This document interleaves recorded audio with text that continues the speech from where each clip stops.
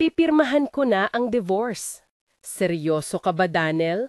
Ang mga salita ay tumama gaya ng malamig na yelo sa tangig ng sala ng bahay nila, at ang oras ng orasan sa pader ay parang tumigil. Si Mara ang nagsalita ng mahinahon, ngulit ang kamay niya ay nanginginig habang hawak ang porma ng papel na may salitang divorce sa taas. Sa loob ng 5 minuto, dati siyang pinakikilalang tagapagmana ng Imperyo Soler. Mayaman, pinapapiko ng socialites at laging kasama sa front page, pero ngayon ay nakaupo sa lumang sofa. May gasgas sa manibela ng palda at pulang luhang tumutulo sa kaliwang pisngi. Bakit mo gagawin ito sa aming anibersaryo? Sigaw ni Daniel, at ang tono niya ay puno ng pag-aakusa at pagod. Si Mara ay tumingin sa larawan nila noong kasal. Nakita ang kandila, nakita ang halahak, at narinig ang tahimik na pangako sa sarili. Babayaran mo ang lahat ng pagkakait na ginawa sa akin ng mundong ito. Siya ay isang nilalang na nagmula sa pamilyang may pangalan, at ngayon marami ang tumingin sa kanya bilang babae na tinatapos ng asawa sa publiko. Ngunit hindi lang simpleng paghihiwalay ang itinago niya. May mas mabigat, mas masakit, at lihim na pagmumulto na hindi pa alam ng iba. Ang pangako ng pagbabalik ay hindi biro. Kung interesado ka sa kwentong ito, mag-like ka at mag-subscribe para hindi mo mapalampas ang wakas. Ano ang gagawin ng isang babaeng tinanggihan ng asawa at sinubukan niyang sirain ng mundo? Hindi mo akalain ang susunod niyang hakbang ang magliligtas sa kanya at magpapadapa sa mga kumakalaban. Mara ay nagmula sa pamilyang may yaman at pangalan. Ang kanyang ama, Ramon Soler, ay kilala sa industriyang konstruksyon at real estate. Laging may pulang sigarilyo sa labi at malakas ang pananalita sa board meetings. Ang kanyang ina, Nida, ay isang dating socialite na may halimuyak ng silk at bulaklak na lagi niyang dinadala sa simbahan. Sa pamilya, si Mara ang tahimik, ngunit mapag-aral, pinahahalagahan sa pag-uugali at kagandahan. Lumaki siya sa mansyon na may puno ng mangga sa likod at lingguhang misa, ngunit may kakaunting pangungulila dahil ang kanyang ama ay laging abala sa numero at proyekto. Nag-aral siya sa prestigyosong universidad sa Manila at pagkatapos ay kumuha ng master sa isang kilalang paaralan ng negosyo sa ibang bansa. Doon niya natutunan na ang kapangyarihan ay hindi lamang ng dugo kundi ng kaalaman. Ngunit isang gabi matapos ang isang gala, natuklasan niyang may sulat mula sa isang hukuman. Pinapirmahan ni Daniel ang mga papeles ng legal separation. Nakita niya sa screen ang pangalan ng bagong babae, si Sofia Aguilar, isang consultant mula sa kumpanyang nagpapabango ng mga bagong brand sa merkado. Ang sugat ng pagtataksil ay malalim, pero mas masakit pa ang lihim na natuklasan niya. Ang lahat ng dokumentong kumukontrol sa mga ari-ariang pampamilya ay may clause na naglalagay ng isang trust fund sa ilalim ng pangalang Daniel at Sofia. Ang pagkawala ng pangalan ni Mara sa official registry ay hindi lamang pagkakahiwalay, ito ay pagkakawala ng pagkakilanlan at kapangyarihan. Sa loob ng munting kwarto, may tunog ng kape sa kitchenette, amoy ng alak sa baso ni Daniel at isang lumang radyo na tumutugtog ng himig na parang naghuhudyat ng dulo ng isang yugto.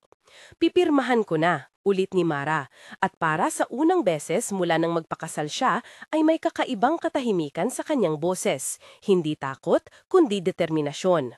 Sa lugar na iyon, nagsimula ang kanyang plano. Huwag magpatalo sa mundo ng karamihan. Kailangan niyang magluto ng sarili niyang pag-ahon, tahimik at walang ingay. Sa unang araw pagkalabas ng korte, dumaan siya sa sala ng mansyon. Naramdaman ang malamig na sahig, ang amoy ng lumang leather ng sofa at ang tunog ng servante na naglalagay ng mga baso.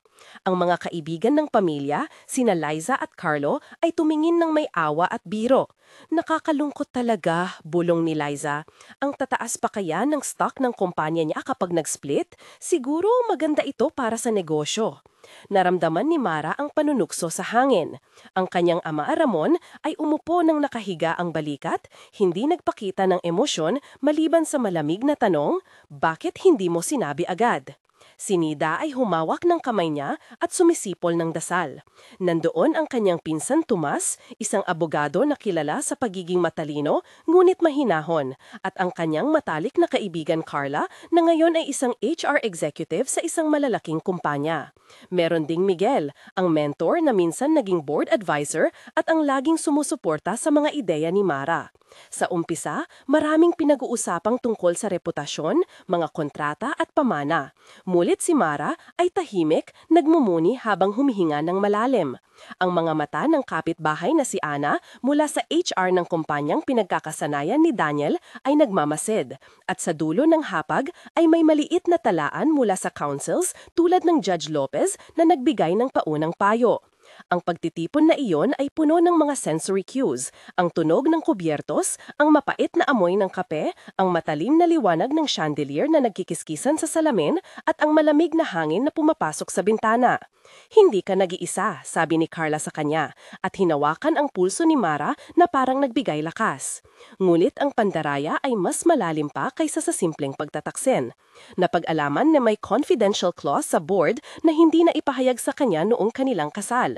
Ang trust documents ay naisulat upang alisin ang kanyang access sa CEO seat kung siya ay mawawalan ng civil status sa favor ni Daniel.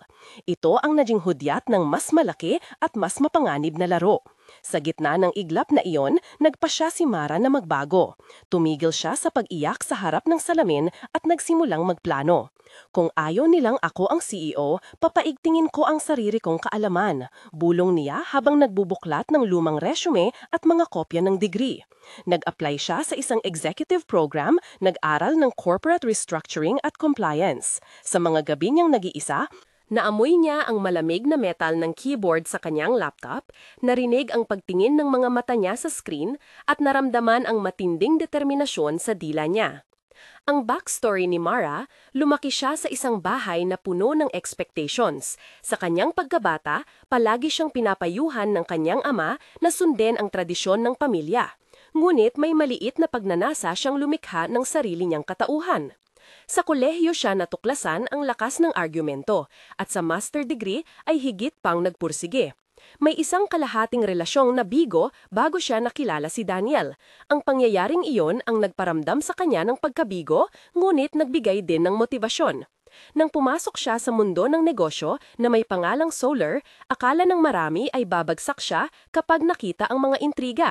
Pero sa loob ng maigting na buwan ng pag-aaral sa gabi, pagpunta sa mga seminar at mentor sessions kasama si Miguel, nabuo ang bagong Mara, malakas, technical at may matibay na plano. Ang backstory na ito ay may pananaw. Hindi siya simpleng housewife. Siya ay sinanay upang magbigay ng value, ng kaalaman at ng prinsipyo. Sa mahigit 800 salita at humigit kumulang 900 character na ipinakita sa kanyang nakaraan, malinaw na ang kanyang pag-uwi sa mundo ng negosyo ay hindi isang aksyon ng galit kundi ng estratehiya. Pagkatapos ng ilang buwan ng tahimik na pag-aaral at secret networking, nagbalik siya sa corporate scene, ngunit hindi bilang Solar Heiress. Nag-ensayo siya ng bagong pangalan sa business cards niya, kumuha ng konsultasyon kay Miguel para sa corporate compliance, at nag-apply bilang isang associate sa subsidiary ng kumpanyang pinamumunuan ni Daniel. Unang araw sa opisina, naramdaman niya ang amoy ng espresso, ang malutong na tunog ng stilettos sa corridor at ang lamig ng air conditioning. Nagbiro ang resepsyonista na si Ana, bagong recruit ba kayo, at ngumiti ng hindi totoong ngiti. Nakita niya si Sofia na naglalakad na tila reyna sa tanggapan, dala ang mabangong pabango at naka-high heel. Ang unang linggo ay puno ng obserbasyon at tahimik na network building. Sa isang maliit na meeting room, magkaharap sila ni Carla na ngayon ay nakaposisyon sa procurement at nagpalitan sila ng 8 beses na usapan para sa unang serya ng project handover. Bawat isa ay puno ng subtext. "Kamusta? Ako si Mara," sabi niya. "Narito ako para matuto," sagot ng isang kasamahan. "Siguro magugulat kayo kung ano ang kaya kong gawin," sagot niya ng bahagya. Ang mga deskripsyon ng eksena ay malalim. Naramdaman niya ang tela ng upuan, nakita niya ang refleksyon ng ilaw sa table, narinig ang pag-ubo sa kabilang silid, naamoy ang bagong polish sa desk, at natikman ang kape na halos walang asukal. Sa paligid niya ay may mga character na magiging instrumento at kalaban. Thomas na tumulong maghanda ng documentation, Carla na nagbigay ng inside tips, Miguel na nagmentor, at si Paolo, isang project lead na mabait at may malalim na mata na magiging mahalagang alyado. Sa mga unang araw, maraming maliit na pakikipag-usap at palitan nangyari na naging pundasyon ng malalaking pag-atake na susunod.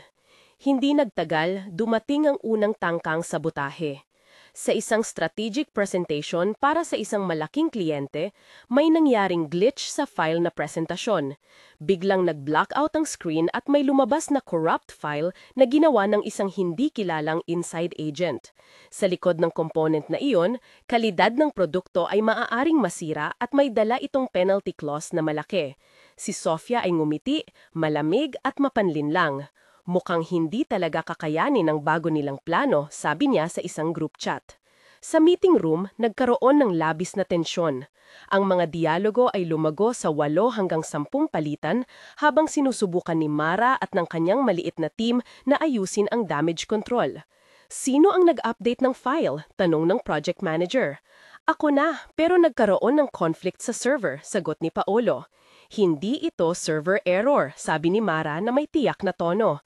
Narinig niya ang pagdampi ng kamay sa table, ang mabilis na paggalaw ng mga papel, ang asul na ilaw na sumasayad sa mukha ni Miguel. Sa loob ng ilang minuto, ginamit ni Mara ang technical knowledge na natutunan niya para i-restore ang file, i-explain ang SLA clauses sa client at isaayos ang renegotiation ng penalty clause. Ang kanyang tinig ay malamig at magkakahalo ang emosyon at ang kliyente ay napahanga. Ang senaryong ito ay may 5 hanggang 6 na sensorial cues. Ang pakiramdam ng keyboard, ang amoy ng bagong dokumento, ang tunog ng remote control, ang visual glitch sa screen, at ang lasa ng tagumpay na maligamgam sa dila. Nagbunga ito ng panibagong confidence mula sa mga eksperto at nadagdagan ang suspicion ng board kay Sofia. Ang sabotage attempt ay naging mitya ng kanyang unang publikong pagkapanalo. Ang tagumpay sa presentasyon ay nagdulot ng pagkilala, pero hindi pa doon natatapos ang laro. Sa isang sulat mula sa HR na may confidential stamp, nalaman ni Mara na may internal investigation na nagsimula hinggil sa ilang irregular transfers. Si Daniel ay nakatanggap ng anonymous tip na ang kanyang business partner ay kasangkot sa mga malalaking pagbabago ng mga kontrata. Sa isang gabi, nagkaroon ng masinsinang pag-uusap sa pagitan nila ni Daniel sa labas ng isang taxi. Ano bang nangyari sa puso mo? Tanong ni Daniel. Paano mo kaya ako pinagsamantalaan? Sagot niya na puno ng lungkot at galit. Sa 3 mahahabang palitan ng salita sa loob ng saradong sasakyan, nagbalik ang mga tanong tungkol sa pag-ibig at kapangyarihan. Sa eksena na iyon, naramdaman ni Mara ang malamig na leather ng upuan, ang paputok na ilaw ng kalye na dumadaan sa bintana, ang amoy ng ulan na papasok sa bintana, at ang bigat ng tissue paper mula sa kanyang bag na ginagamit niyang punasan ang kayuming luha na nagsisimulang dumaloy. Dito nagtayo ng isang malalim na sandali ng tensyon na humahakaw sa alaala ng kanilang kasal at sa mga pangakong nasira. Ipinakita sa dialogo ang 8 palitan na naglalaman ng pagsisisi, dahilan at pagtatanggol. Sa dulo ng gabi, umalis si Daniel na may galit at si Mara ay naglakad pa uwi ng may bagong plano. Sa pag-usad ng kwento, nagkaroon ng 3 malalaking tunay na sandali ng tensyon na nagpapalakas ng loob ni Mara at nagpabago sa takbo ng relasyon at negosyo. Ang unang moment ng tensyon ay nang malaman niya na may legal clause na inilagay na maglilimita sa kanyang impluensya sa board kung siya ay hindi nakasal. Ang kanyang isip ay nag-alinlangan, nagbaha ng mga lumang alaala at nagbabad sa kasakit. Sa loob ng mga 500 hanggang 600 character na soliloquy niya, naramdaman niya ang pulso ng pagtataksil, ang init ng pag-iyak, at ang malalim na desisyon na kailangan niyang gawin, itulak ang sarili pataas o magpaubaya. Ang ikalawang moment ng tensyon ay nang mayroong muling sabotage sa isang financial report na planong ipresenta sa board. Nakita ni Mara ang pattern ng inside manipulation at sa loob ng hysterical na tensyon ay kinailangan niyang maghanap na ebidensya. Dito lumitaw ang mga flashback sa mga tagpong bata siya kasama ang ama na nagturo sa kanya ng pagbibilang at siya ay ginising sa mahalagang prinsipyo ng integridad. Ang ikatlong pinakamatinding tensyon ay nang si Sofia ay umamin na may kontak sa ilang board member at nag-iiwan ng mga trail na maaaring wasakin ang reputasyon ni Mara. Sa mga sandaling iyon, hindi lamang paghihigante ang nasa isip. Nais niyang ipakita sa mundo na ang pagkilala ay karapatan ng karapat-dapat. Bawat isa sa mga moments na ito ay umabot ng mahigit 500 character ng emosyonal na pag-igting, may paglalarawan ng mga amoy, tunog at physical na reaksyon. Humantong ang lahat sa isang malaking board event kung saan dapat ideklara ang bagong CEO succession plan. Ang entablado ay puno ng ilaw, kamera at socialites. Ang tunog ng mga baso at pag-uusap ay parang dagundong. Si Mara ay inimbitahan bilang isang external consultant upang ipresenta ang bagong compliance framework. Ang intensyon niya ay hindi lamang ipakita ang kanyang competence, kundi ilahad ang mga ebidensya ng internal sabotage at ang mga paglabag sa kontrata na nagbigay daan sa pagtatangka na alisin siya. Sa entablado, ang mga dialogo ay tumakbo. May 8 hanggang 10 palitan sa pagitan niya, Sofia at ilang board members tulad ni na Mr. Santos at Judge Lopez na nagsilbing tagapamagitan. Ito ang aming analysis, sabi ni Mara na may malinaw na boses. Nakita namin ang pattern ng transfers at ang mga metadata, dagdag niya habang ipinapakita ang lumang email threads at digital signatures. Narinig ng madla ang pagtilawak ng kamera, ang mahahabang buntong hininga sa paligid at ang amoy ng polished wood ng dala niyang folder. Ang mga sensing details ay tumagos. Ang pagkislot ng mga dokumento, ang malamig ng mikropono sa kanyang kamay, ang lasa ng mint sa kanyang labi, ang panlalambot ng ilaw sa kanyang mukha. Nagulat ang madla nang lumabas ang signed confessions mula sa isang whistleblower at ang talaan ng penalty clauses na naka-assign kay Sofia. Sa dulo ng presentasyon, tumalima ang board sa rekomendasyon ni Mara. Nagkaroon ng motion for interim CEO lead at ang pangalan niya ay ipinag-debate. Ang mga antagonista ay napahiya. Si Sofia ay naghalo ng pangungol at pagtatangkang magtanggi. Ngunit ang ebidensya ay solid. Ang pananaw ng publiko ay nagsimulang mag-ikot. Ang social media ay puno ng mga reaksyon na may apoy at awa. Sa gabi ng coronation, may gala sa isang malaking hotel ballroom. Ang ilaw ay pula at gintong kumikinaw, ang tunog ng orkestra ay may banayad na crescendos. Dito naganap ang climax ng publikong exposure at ang kanyang pag-akyat sa posisyon. Si Mara ay nasa entablado at nagsalita ng malinaw. Hindi ko sinisave ang sarili ko dahil ako ay asawa ni Daniel, sabi niya. Sinakot ko ang pag-aaral, ang katotohanan at ang hustisya. Ang haba ng kanyang talumpati ay puno ng emosyon, technical na paliwanag ng compliance policy at mga panawagan para sa pagbabago sa kumpanya. Sa harap ng mga mata ng media at shareholders, nagkaroon ng pagbabago sa institusyonal na kapangyarihan. Si Sofia ay inalis sa ilang posisyon at ang ilang board members ay napalitan. Ang tensyon ng publiko ay nag-iba patungo sa pag-angat ng hustisya. Sa gitna ng seremonya, ang dating asawa niya, Daniel, ay lumapit at naghalikan ng kamay niya na parang nagmamakaawa. Sa isang mahabang palitan ng salita matapos ang event, pinakawalan ni Mara ang pahayag. Alam kong may pag-ibig pa rin ako, ngunit ang aming mundo ay kailangang maging patas. Ang reaksyon ng publiko ay mixture ng paghanga at kritisismo. Ngunit sa katahimikan ng kanyang silid sa hotel, naramdaman niya ang bagong timbang ng responsibilidad, ang malamig ng champagne glass at ang amoy ng rosa sa buke. Sa panahong ito, ang kanyang pagbabago ay hindi lamang personal, naging institusyonal at nagdulot ng pagbabago sa compliance at corporate policy.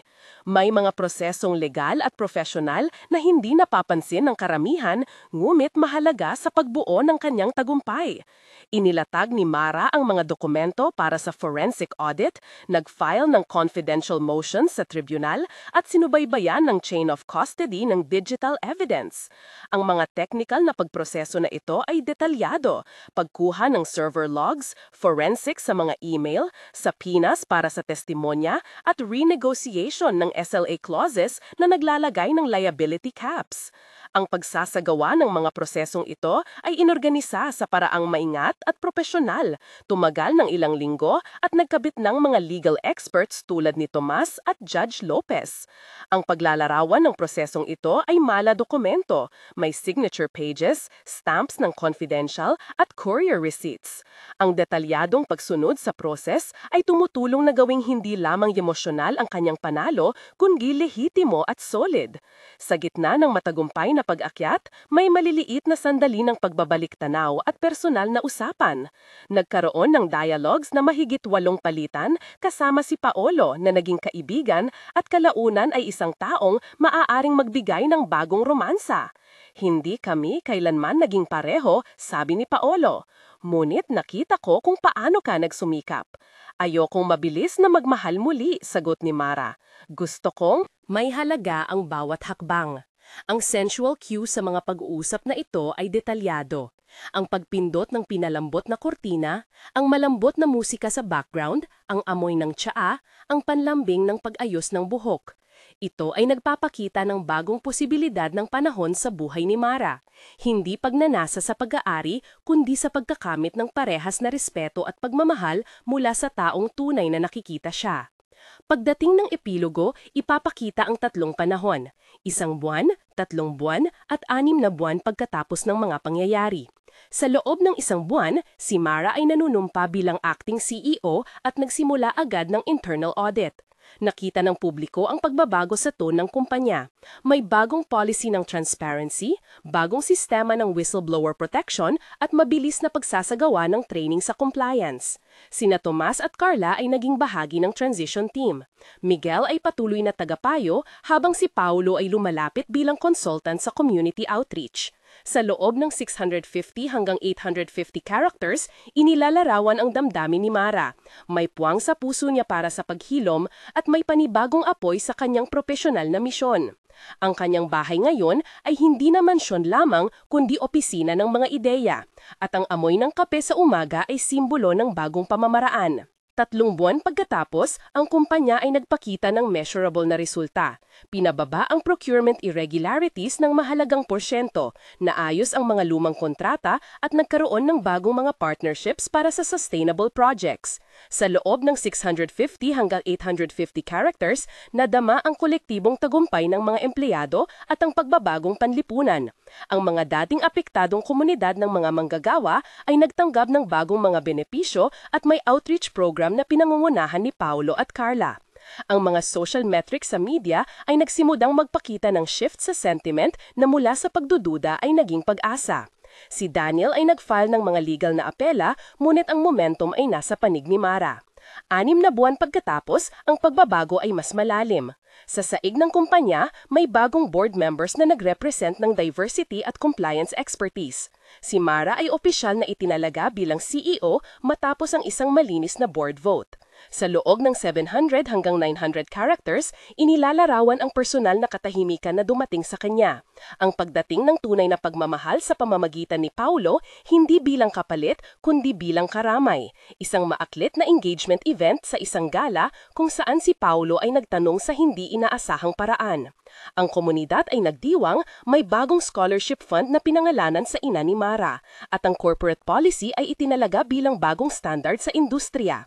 Ang huli ay isang simbolo ng balanseng hustisya. Hindi lamang siya nagbalik sa kapangyarihan, kundi binago niya ang sistemang sumubok na sirain siya.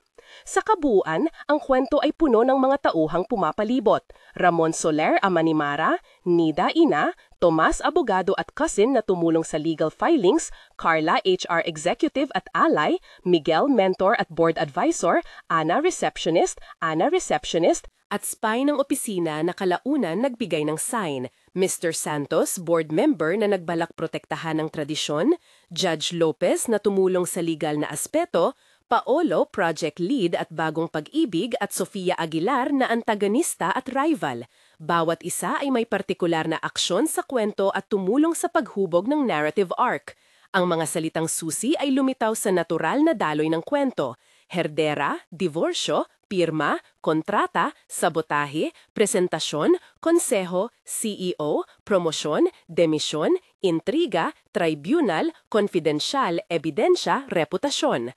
Ang tono ng naratibo ay dramatiko at realistiko. May mga sandaling sarkastiko mula sa mga antagonista at mga miti na journalistic para sa pag-uulat ng kaganapan. May malalalim na dialogo na hindi lamang nagpapakita ng pakikipaglaban, kundi ng muling pagkatatag ng pagkakakilanlan. Ngayon, isang maikling paalala para sa komunidad. Anong gagawin mo kung ikaw ang nasa lugar ni Mara? Sagutin ang tanong simula sa "Ako sana" sa comments at ipaalam kung saan kahihilan ng lakas.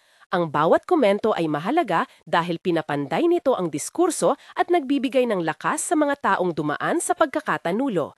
Kung nagustuhan mo ang istoryang ito, mag-subscribe at i-share para sa iba pang kwento ng pagbangon at hustisya. Sa pagtatapos, isang pag-aalala. Si Mara ay nagsimulang nawala ng lahat ngunit natuklasan na ang tunay na kapangyarihan ay hindi lamang sa pangalan kundi sa talino at prinsipyo. Sa pag-ikot ng hustisya, nagbago hindi lamang ang kanyang buhay kundi ang klima ng institusyon.